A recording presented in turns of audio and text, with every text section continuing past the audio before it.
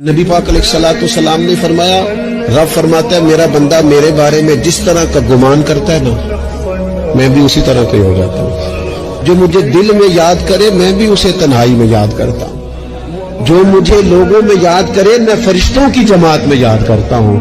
رب کہتا ہے تم میرا ذکر کرو میں تمہارا چرچا کر دوں گا۔ میرے نبی پاک صلی اللہ علیہ وسلم نے فرمایا مشورہ ایک امانت ہے، اور جب تم سے مشورہ لیا جائے تو دیانتداری سے دیا کرو۔